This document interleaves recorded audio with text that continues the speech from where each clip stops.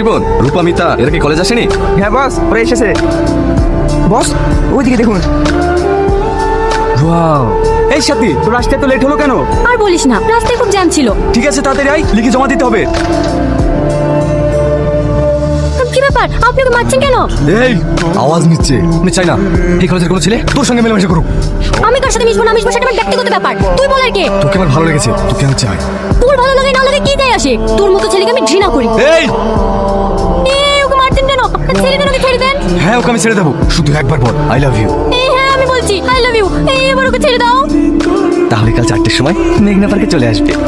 ঠিক আছে। কি ব্যাপার, তোমরা কারা? বলার কারণে এইভাবে বাড়িতে ঢুকে পড়ছো? আপনার মেয়ে কোথায়? আমার মেয়ে কোথায় গেছে না গেছে তোমাদের কেন বলবো? এই বুড়ি, ভালো ভালো বলছি, তোর মেয়ে কোথায় বলে দে, না হলে তোর এই অসুস্থ স্বামীকে।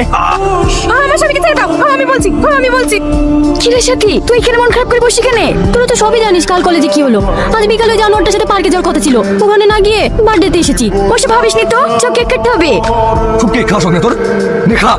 হ্যাঁ, এই নিয়ে চলো কে? আমাকে নিয়ে যাও না, আমি যাবো না। তুই যাবি নি? তোর বাপ যাবে। ভাই তুমি মানুষ না জানোয়ার। এই যে গুন্ডাদের নিয়ে মেয়েদের উপর নির্যাতন করে বেড়াও, তোমার লজ্জা লাগে না? বাড়িতে মা বোন নেই? তোমরা কারা বাপ? আমাকে চিনতে পারবেন না চাচা, আমি ওই সামাদেমটির ছেলে। আরে সর্বনাশ, আসো বাপ বসো। এই গরিব মানুষের বাড়িতে কি মনে করি বাপ?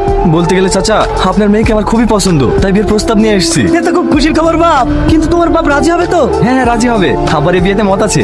তোমার আবার মত থাকতে পারে, কিন্তু এই বিয়েতে আমার মত নেই। এই বুড়ি, এইসব কি বলছে রে? হ্যাঁ আমি ঠিকই বলছি, এখন এই গুন্ডা বদমাইশগুলোকে বাড়ি থেকে বেরিয়ে যেতে বলো। তোর মতো চরিত্রহীন ছেলে